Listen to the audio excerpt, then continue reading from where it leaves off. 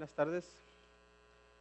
El meditar en la palabra de Dios siempre es un privilegio y en esta tarde lo vamos a hacer en el Evangelio de Marcos.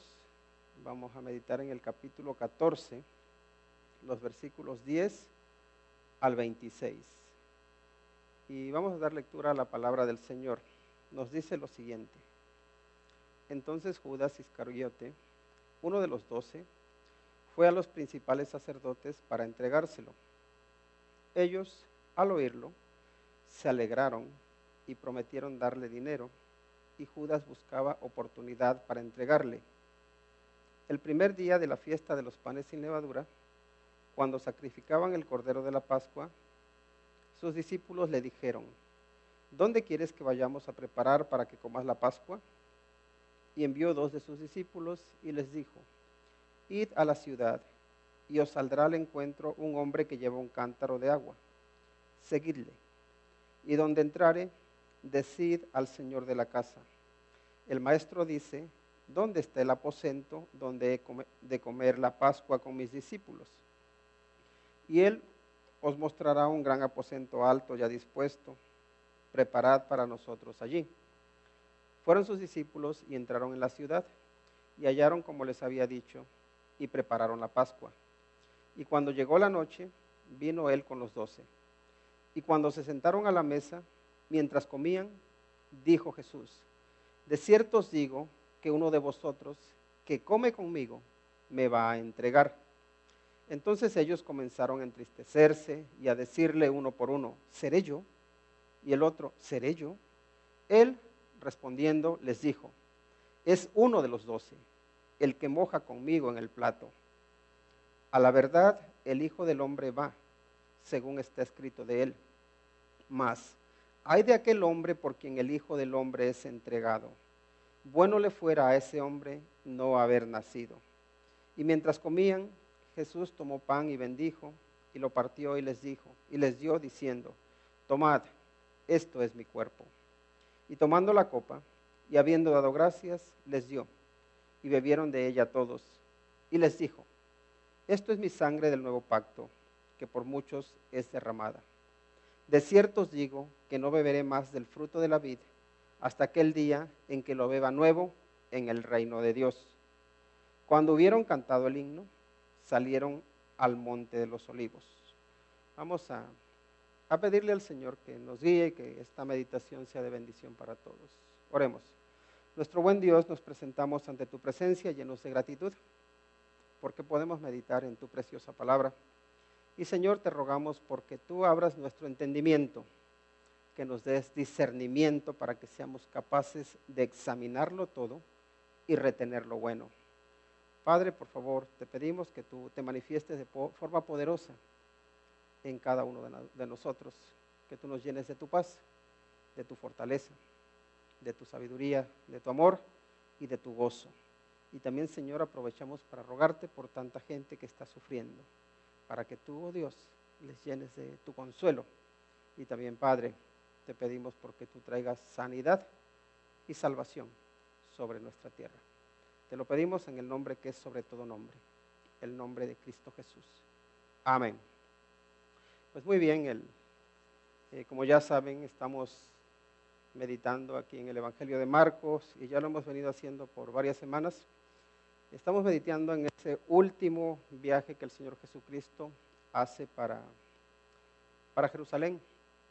Y vemos que en el camino Él se ha encontrado con distintas situaciones, en algunos casos son obstáculos y en otras ocasiones son situaciones en las que parece que no tanto Él, pero sí los discípulos son animados porque parece que va a ser bien recibido allí en Jerusalén.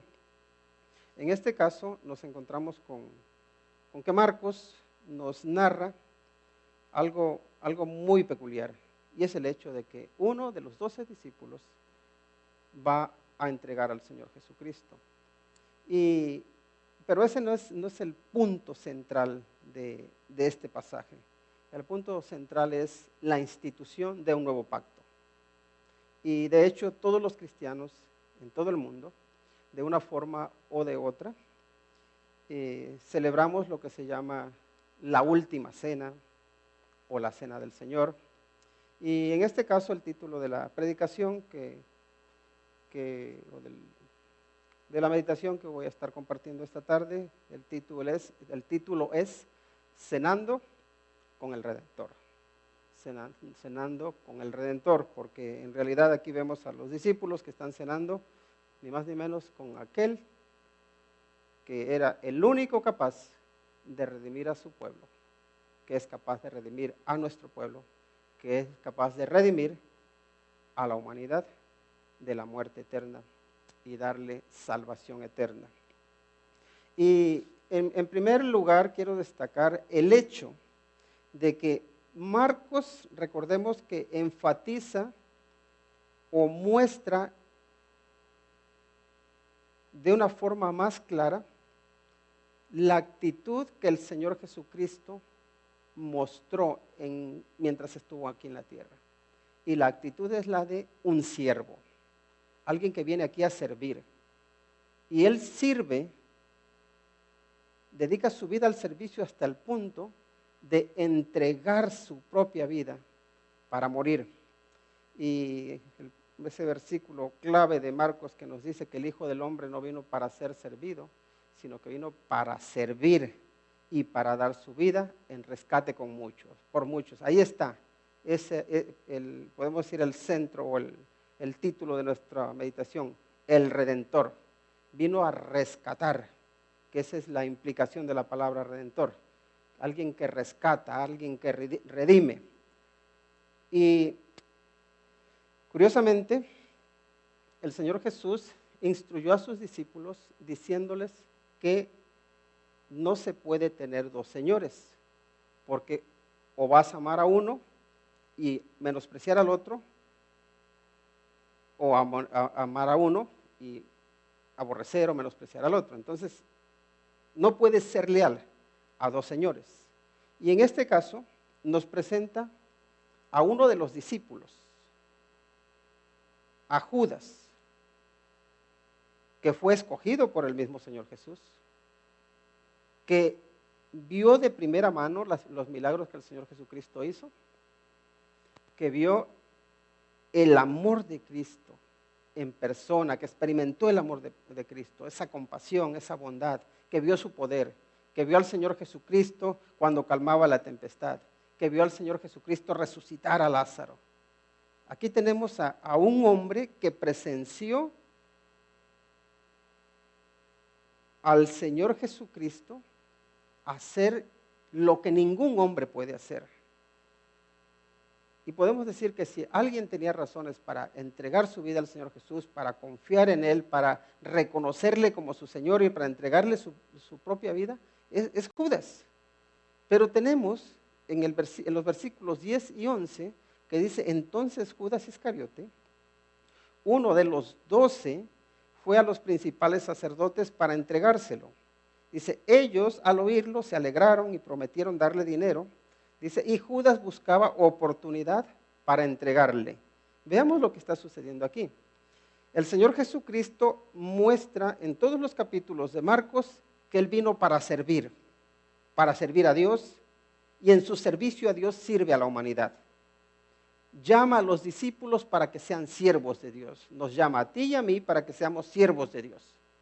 Y Judas, en lugar de servir a Dios, él decide servir al dinero. Y de hecho, sabemos que Judas, cuando entrega al Señor Jesucristo o traiciona al Señor Jesucristo, lo hace por dinero. Pero hemos visto ya antes que él era el tesorero, que él estaba encargado de administrar lo poco o lo mucho que tuviese el Señor Jesús y los discípulos ahí en la bolsa del dinero, que él la llevaba. Y nos dice la Biblia que él sustraía, o sea que él robaba. Entonces podemos ver que que esto de que Judas sirva al dinero no es algo que le viene de forma momentánea o repentina. Él había hecho del dinero su ídolo, había hecho del dinero su señor. Por tanto, a la hora de decir a quién amo más, al dinero o a Dios, él ama más al dinero y por eso entrega al Señor Jesucristo. Así que tenemos aquí a un siervo, pero no de Dios, sino que tenemos a un siervo del dinero. Y ahí tenemos, y por esa razón, él entrega o traiciona al Señor Jesucristo. Ahora bien, el que el Señor Jesucristo sea traicionado, y él lo sabe que lo están traicionando, no cambia su forma de actuar. Y eso es algo que creo que debemos aprender cada uno de nosotros, porque en algún momento de nuestra vida, todos creo que hemos sido traicionados, o incluso a veces hemos traicionado. Ahora, el que nosotros seamos traicionados no debe cambiar nuestra forma de comportarnos. Si nosotros, cuando somos traicionados, nos llenamos de amargura, nos llenamos de rencor y queremos la revancha, queremos vengarnos, estamos haciendo justamente lo opuesto a lo que el Señor Jesucristo hizo. Entonces, vamos adelante. Aquí, ahora retomaremos un poco el tema de Judas. Pero nos dice en el versículo 12, dice que el primer día de la fiesta, y vamos a leer de los versículos, vamos a leer de los versículos 12 al 16. Dice, el primer día de la fiesta de los panes sin levadura, cuando sacrificaban el cordero de la Pascua, sus discípulos les dijeron, ¿dónde quieres que vayamos a preparar para que comas la Pascua? Y envió 2 de sus discípulos y les dijo, id a la ciudad, y os saldrá al encuentro un hombre que lleva un cántaro de agua. Seguidle. Y donde entrare, decid al señor de la casa, el maestro dice, ¿dónde está el aposento donde he de comer la Pascua con mis discípulos? Y él os mostrará un gran aposento alto, ya dispuesto. Preparad para nosotros allí. Fueron sus discípulos y entraron en la ciudad y hallaron como les había dicho y prepararon la Pascua. Recordemos que la Pascua es una celebración de los judíos en la que se conmemoraba la libertad que Dios había dado a su pueblo de Egipto, porque los egipcios los habían tenido esclavizados por 400 años y vemos que Dios ahí en Éxodo, en el capítulo 13 del 4 al 9, les instruye que celebren o que conmemoren la Pascua, que es el recordatorio de que Dios los liberó con mano poderosa. Y esa Passover que se dice en inglés nos recuerda, o la Pascua nos recuerda que Dios tuvo misericordia de su pueblo, porque cuando los liberó en la última plaga, vemos que nos dice la Biblia que el ángel de la muerte pasó por toda la nación de Egipto. Y al pueblo de Israel le instruyó que sobre las puertas, los dinteles de las puertas, que pusiesen sangre de un cordero que habían sacrificado. Y cuando la muerte pasase matando a todos los primogénitos, cuando viese ahí la sangre sobre las puertas, entonces no entraría la muerte en ese lugar. Y de esa manera, todos los que de alguna manera estuviesen protegidos por la sangre no iban a morir. Y sabemos que ese día hubo una gran mortandad en Egipto, pero la sangre impidió que el pueblo de Dios muriese en esa plaga. Ahora bien, los judíos recordaban todo eso y por eso le llamaban la Pascua, que era la celebración de la Pascua, porque Dios tuvo misericordia de ellos, les trajo libertad y también los libró de la muerte. Y bueno, aquí en esa época muchos judíos subían a Jerusalén, como ya hemos estado diciendo las últimas semanas. El Señor Jesucristo también subió a Jerusalén e iba una gran multitud con él. Y ahora ya se llega a ese día de la celebración. Recordamos que el Señor Jesucristo llegó a Jerusalén el día domingo, ¿verdad? El día domingo que correspondía al día 10 del mes. Y entendemos que 4 días después nos pondrían en el día jueves, o más bien de miércoles por la noche para amanecer el jueves. Y por eso creemos también que el Señor Jesucristo murió en un jueves, porque de esa manera es como nos salen las cuentas para que si llegaba el día 10, el día 14 moría y 3 días después resucitaba, y eso nos pone en el domingo, de domingo a domingo, y por eso celebramos la resurrección del Señor Jesucristo en el primer día de la semana. Entonces el primer día de la semana llegó a Jerusalén, a los 4 días es sacrificado y 3 días después resucita.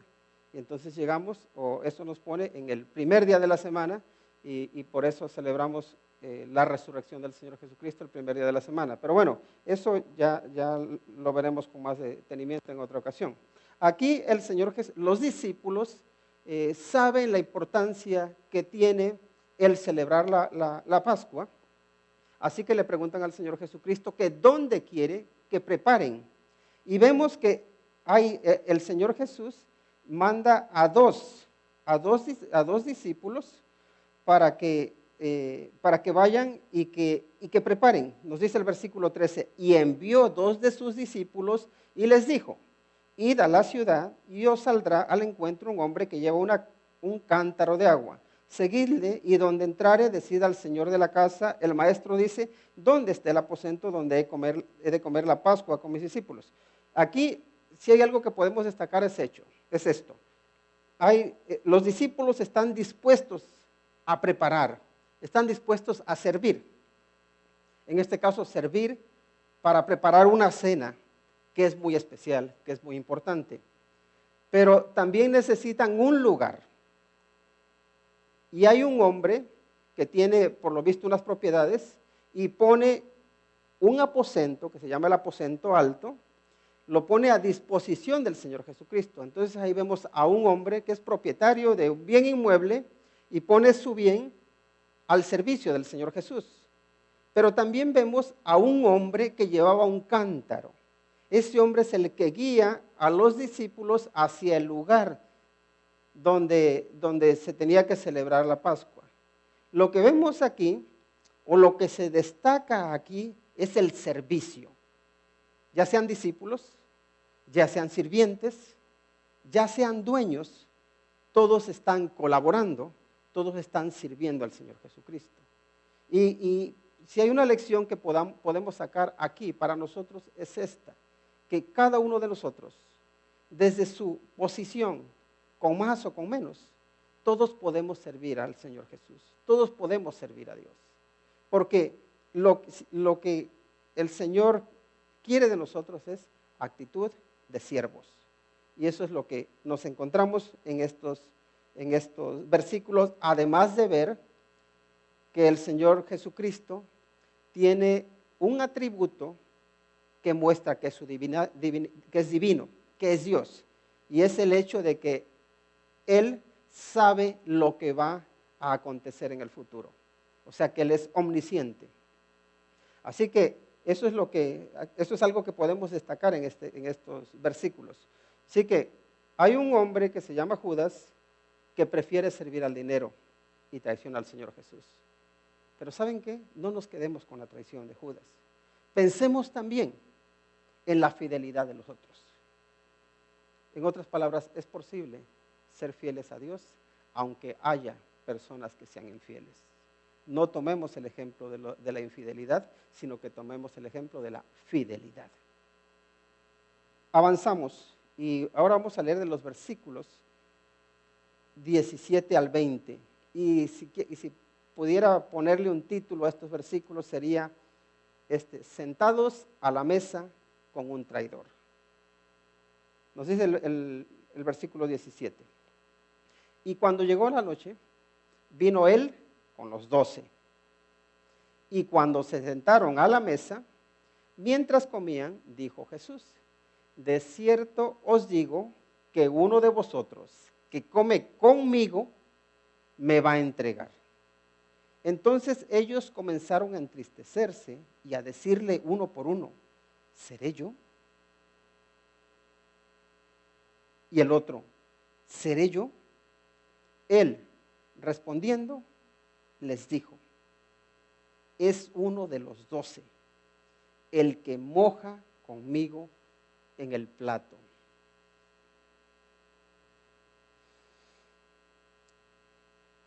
¿cómo, cómo disfrutaríamos o cómo sufriríamos nosotros una cena en la que sabes que hay alguien que está ahí comiendo, que está cenando contigo, y sabes que acaba de ir con tus enemigos y que les ha ofrecido venderte? ¿Comerías con tranquilidad? ¿Serías capaz de invitarle, de darle de tu pan? ¿De darle de beber? Y aquí vemos al Señor Jesucristo que sabe quién lo va a traicionar, que sabe que lo va, de hecho que ya lo han traicionado, que ya fue Judas a venderlo, y aún así él todavía lo recibe en su mesa. Ahora bien, cuando él le dice a los discípulos que alguien de ellos le va a entregar, causa por lo menos curiosidad ver que los discípulos empiezan a preguntar si tal vez sería uno de ellos. Y ellos empiezan a decir, ¿seré yo? Y otros, ¿seré yo? Y también nos dice la Biblia que ellos se entristecían.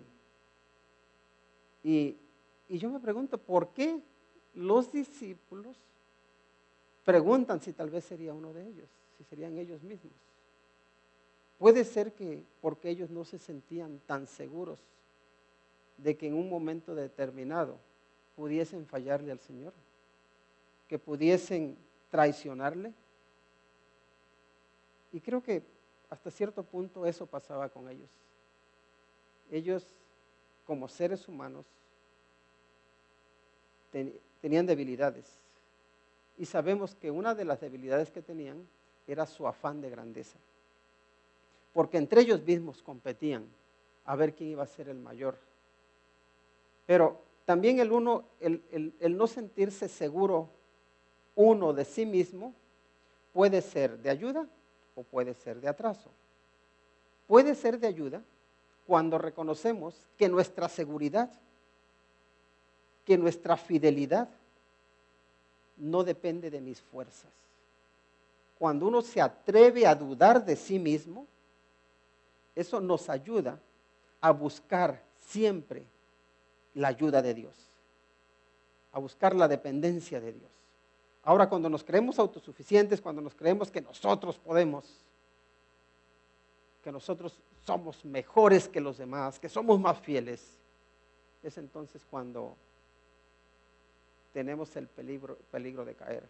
De hecho, el apóstol Pablo nos dice que el que crea estar firme, mire que no caiga, cuídese de no caer. Entonces me parece que en ese sentido va la pregunta de los discípulos, donde decían, ¿seré yo, Señor? ¿Seré yo capaz de traicionar al Señor Jesucristo? Y quizás esa pregunta nos la tendríamos que hacer nosotros también. ¿Seré yo capaz de traicionar al Señor Jesucristo? Y me atrevo a preguntar más. Y es esto, ¿has sido tú capaz de traicionar al Señor Jesucristo en algún momento? ¿Le has traicionado? Cuando tú sabes lo que espera de ti y tú buscas justamente lo opuesto. ¿Podrías identificarte con los discípulos e ir más allá y decir, Señor, yo ya he cometido ese pecado, yo te he traicionado, yo te he fallado, yo sabía lo que tú querías de mí, pero no lo hice, hice lo opuesto? Eso es una traición. Y creo que debemos examinarnos y ver dónde está nuestra situación para con el Señor. El versículo 21 nos muestra que Cristo va a la cruz. No lo llevan, va. Eso es importante. Cristo va. Porque Él ha decidido entregar su vida para rescatarnos, para salvarnos, para darnos vida eterna.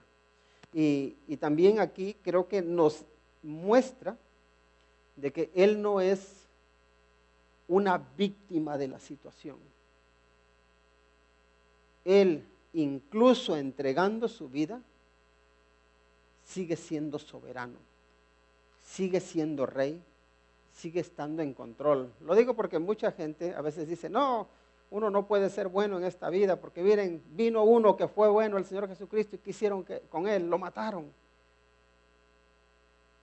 Pero ¿saben qué? A él lo mataron y es verdad, pero no lo mataron porque él no pudiese haberse defendido, sino que lo mataron porque él decidió morir por nosotros.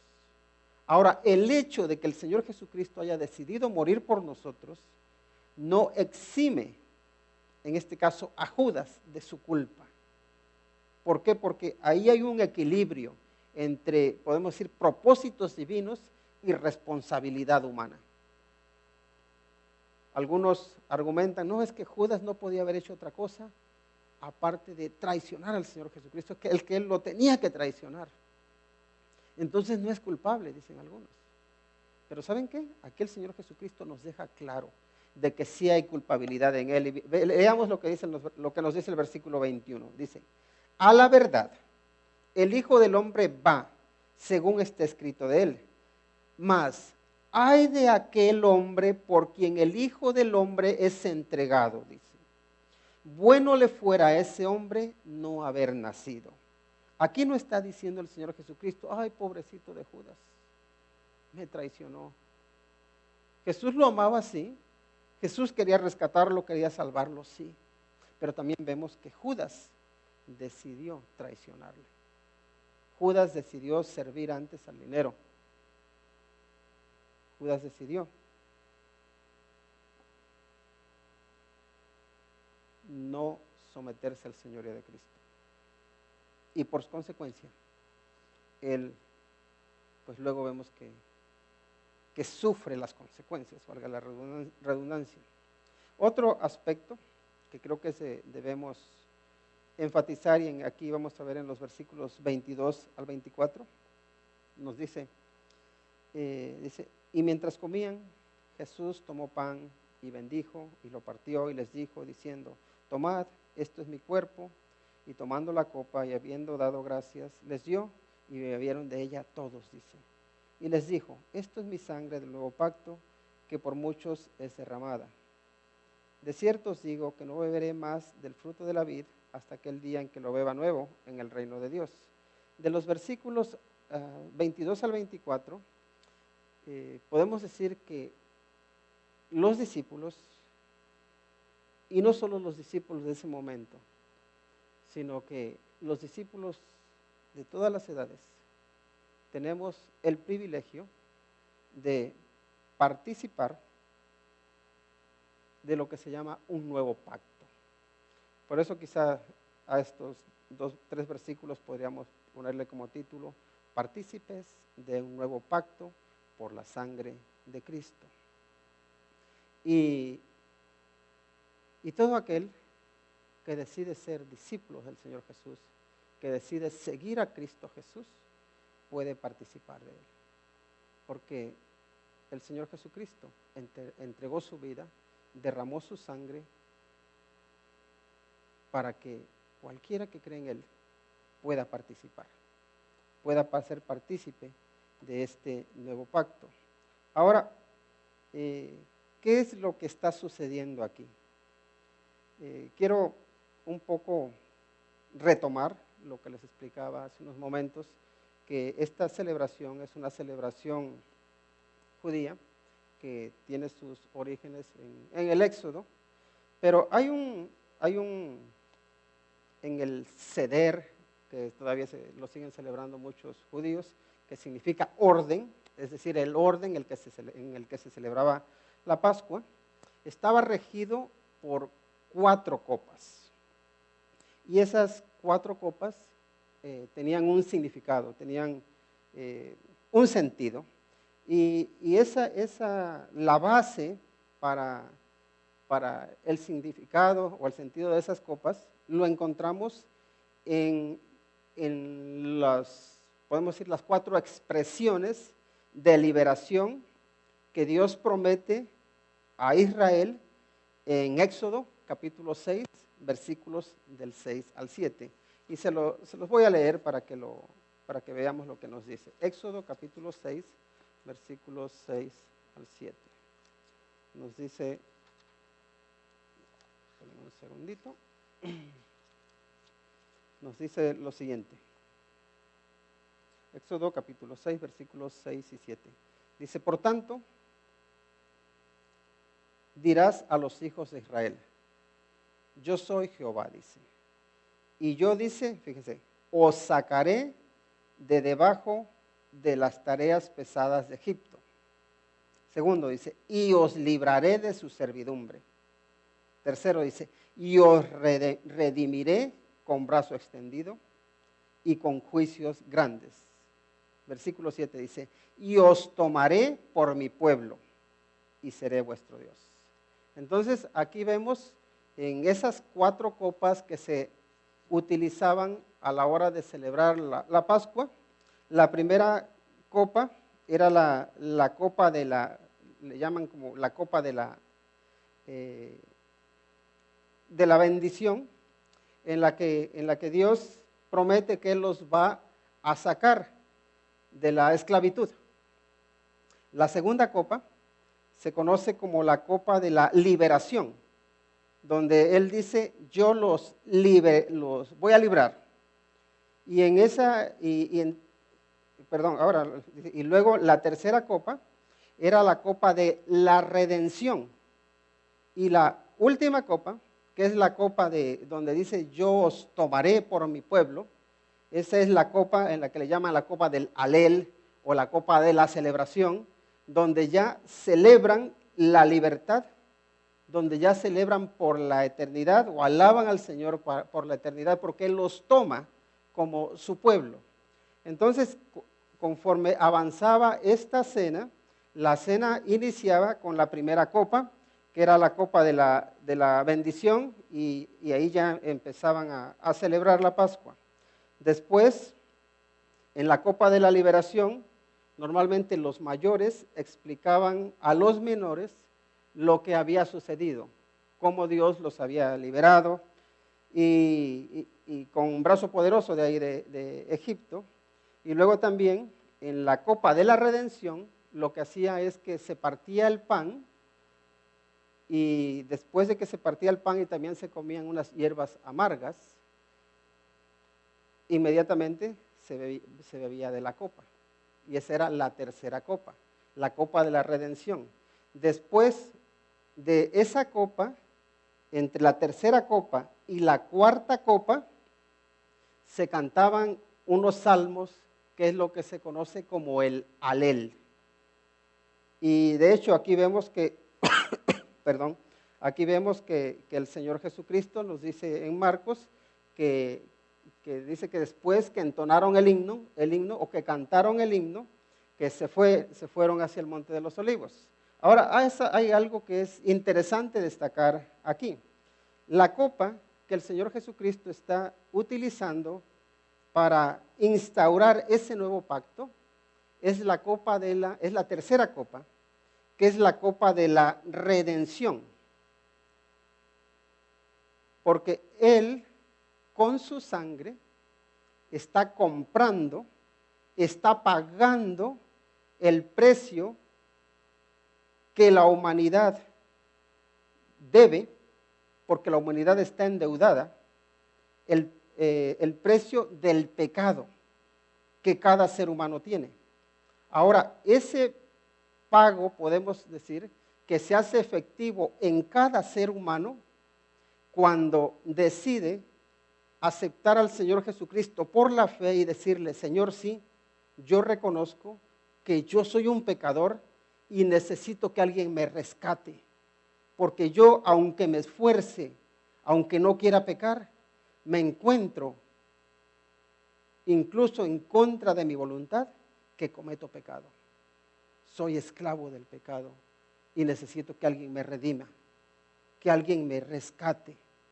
Y el Señor Jesucristo es lo que hace, paga con su sangre el precio que nosotros debíamos haber pagado, pero que no podíamos, para podernos redimir. Y esa es la copa que el Señor Jesucristo utiliza para instaurar ese nuevo pacto. Recuerden que el pacto, el antiguo pacto, tenía que ver con la salvación para la nación de Israel. el nuevo pacto tiene que ver con la salvación individual que el Señor Jesucristo ofrece a cada ser humano que viene y se rinde ante sus pies. Ahora bien, aquí hay algunas cosas que creo que es importante aclarar.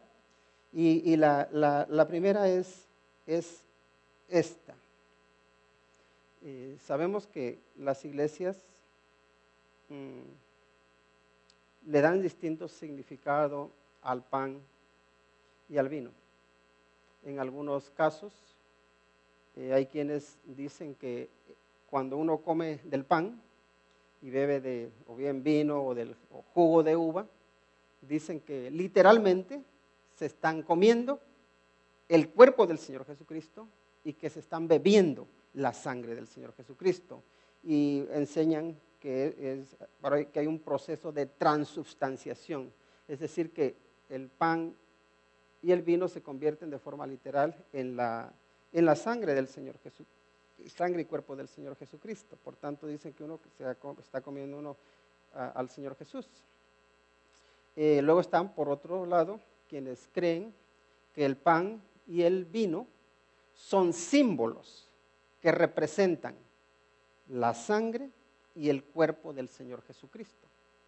Y que cuando uno está comiendo y bebiendo, lo que está haciendo es anunciar con esos símbolos lo que el Señor Jesucristo hizo en este caso. Ahora, la base que algunos utilizan para decir que es el cuerpo del Señor Jesucristo y su sangre, pues está en el Evangelio de Juan, y lo voy a leer porque creo que es importante leerlo.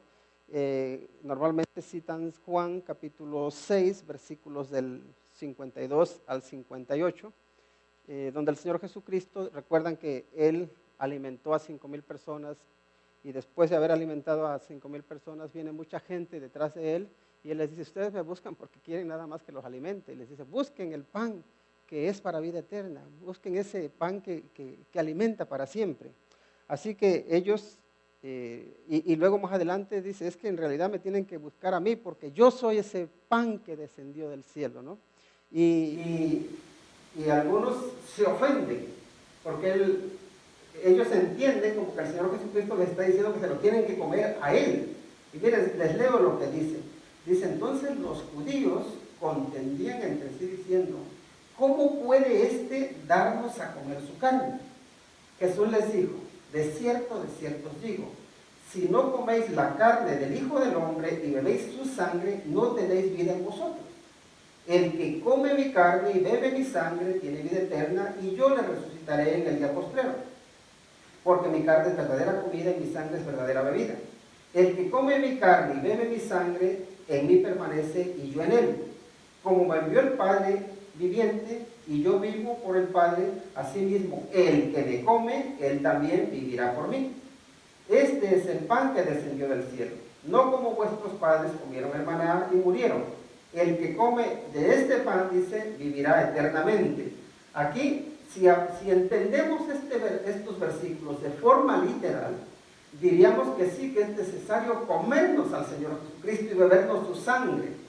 De hecho, algunos que eran contrarios a los cristianos los acusaban de ser caníbales, porque decían que se hacían sacrificios humanos para beberse la sangre y comerse la carne de los humanos.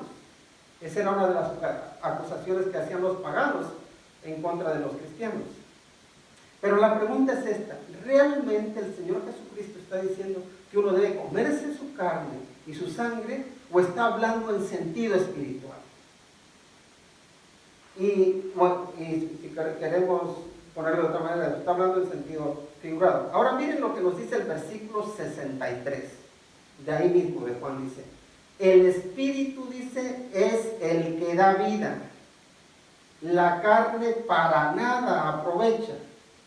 Las palabras que yo os he hablado, dice, son espíritu y son vida. Entonces el Señor Jesucristo está hablándoles en un sentido espiritual para que entiendan, para que los judíos entiendan de lo que Él está hablando, está empleando ahora sí una figura, o está utilizando el ejemplo de su carne, de su cuerpo, que tienen que bebérselo, que tienen que comérselo. Entonces la gente se está quedando solamente con el aspecto físico. Pero si nos vamos un poquito nuevamente a Marcos, pensemos en esto. El Señor Jesucristo está ahí presente. Ahí está Él partiendo los elementos, el pan, y ahí tiene la copa de vino. Él no empieza a decirles cómanse un trocito de mí. Él parte el pan y les da pan y les da vino. No es que se estén bebiendo su sangre, pero sí está, ellos en ese acto están, podemos decir, con el pan y el vino están representando lo que el Señor Jesucristo hace, que es derramar su sangre y entregar su cuerpo para salvarnos. De manera que el pan y el vino son símbolos que el Señor Jesucristo utiliza para representar su carne y su sangre. Y si nos quedara duda de que eso es así, podemos irnos a 1 Corintios capítulo 11, donde el apóstol Pablo nos explica, donde dice: todas las veces que comiereis este pan y bebiereis esta copa, dice, la muerte del Señor anunciáis hasta que Él venga. Y ahí el apóstol Pablo lo que está diciendo es que nosotros, cuando bebemos del fruto de la uva y del producto de la uva, y cuando también comemos ese pan, estamos anunciando que el Señor Jesucristo murió, que entregó su cuerpo, que derramó su sangre para salvarnos. Pero también nos dice que Él viene. Ahora, por eso entendemos, o por lo menos entendemos que el